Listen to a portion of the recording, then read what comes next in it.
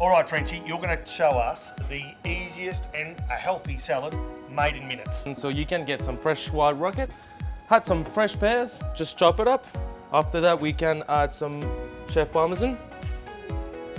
The balance is amazing, chef parmesan. If you're fan of nuts, you can add some walnuts and make amazing flavor to it. What is good is fresh parsley, always, good seasoning, and just a nice pinch of pepper. Salt is not needed. And what we dress this salad with today, it's some white balsamic vinegar. So we just put about 3 times more oil than the vinegar. So it's just a normal dressing. So we just add this to it, make a nice and glossy salad, and that's it. Yeah, so we can add normal chicken or smoked salmon or prosciutto, just make a little bit of more flavor. That's more salad you can use as a healthy salad or just a side salad. There we go. That looks absolutely beautiful. Hey Libby, look what I just prepared all by myself in the kitchen. Looks a little bit too delicious for you. You sure Frenchie didn't do it? No, I did it all myself. And do you know that you could add salmon or prosciutto or chicken and make it a full meal? At the moment though, it's a beautiful salad. It does look delicious, but what is in there? That's a good question. I have to ask Frenchie. Frenchie! Oh, there he is. Frenchie, what's in there again? So it's a nice wild rocket, fresh wild rocket, pears, parmesan, and some walnuts. So I'm not going to get fat eating this. This is good for you to not get at back to all. racing. Not at all. All right. Okay, see, I prepared this all by myself and it's got walnuts, pear, rocket, and some other things that Frenchie just said. I can't wait to eat. I really can't. Yeah, still plenty to go on the show. Glad you could stay with us. Joseph Campbell, my special guest. He is the fitness guru. Let's go into the locker room. A lot of people want to know what goes on with the elite athlete. So let's talk about day before a big game. What's the elite athlete up to? Elite athletes getting their mind right. You know, there are a lot of people that may play, that may be active, and they have 1 or 2 days a week where they really give it their all. Elite athletes doing that every day. So, above anything, their nutrition should be on point. They're getting their mind right. They're playing over the plays. They're thinking about where they need to be, where their teammates need to be.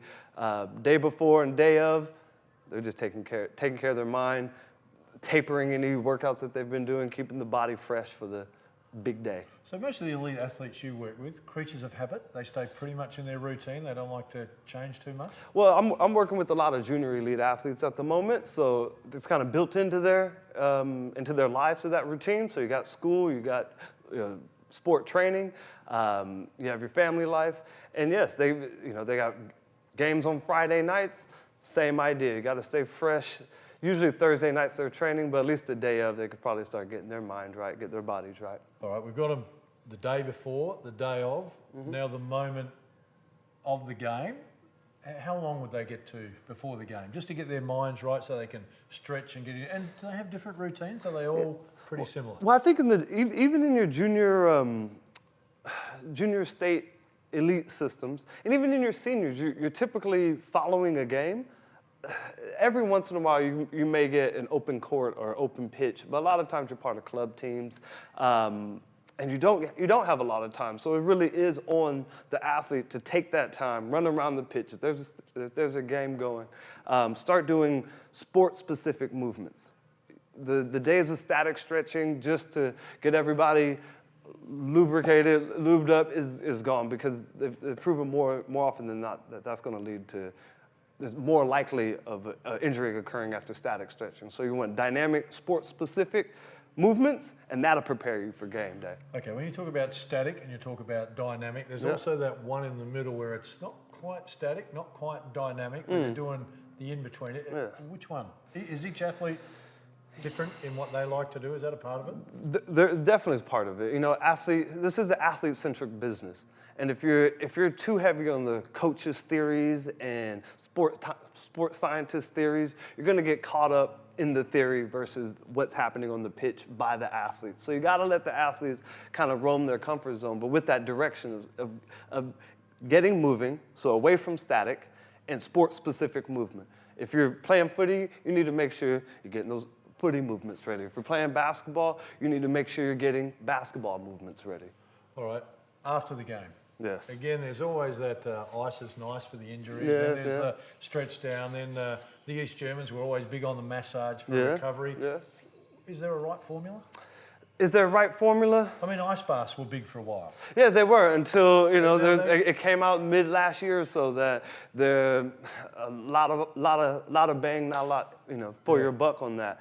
The formula now, massages, foam rolling, that's been kind of the recipe over the past couple of years. The research isn't plentiful on that, but there's enough to say that it's helpful. Yeah. And it does help if the athlete likes it.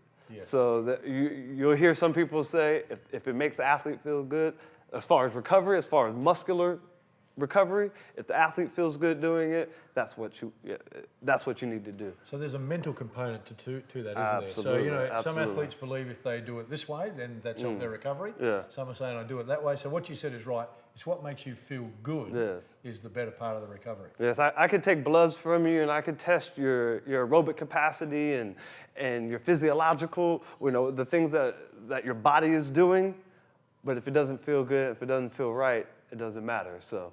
All right, see some of the athletes, certainly NBA, I've seen them in the NFL, they'll get in the weight room before a game. Indeed, yeah. Other athletes won't touch it. Exactly. So not one size fits all. Weights isn't. before you Just like you mentioned, it helps some, it doesn't help others. It is good for muscular activation, once again, to get hype. You don't need to wait until game day, game time to start prepping the body. You start prepping the body however you feel fit.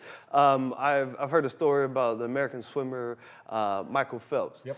He was one to float in the pool before games, kick around, maybe not have a cocktail, but that sort of atmosphere. Yeah. And I forget the number 2 guy, the guy that always came in number 2, but still, top athlete in the world. He was the hardest worker in the pool, yet he was the number 2 guy. Yeah. So. What works for some doesn't work for others. We talked about it socially before. The most important thing is to rehydrate. Is that the same for the elite athlete? Absolutely, and elite athlete, you're not gonna have to tell to rehydrate. They're gonna have the recovery foods. They're gonna have the recovery routines in play, and anything else that if it's tea or a certain drink, a certain smoothies, whatever they like to recover, they're already gonna have that in the pipeline. All right, Joseph Campbell is our special guest. Time to take a break. Back with more in a moment.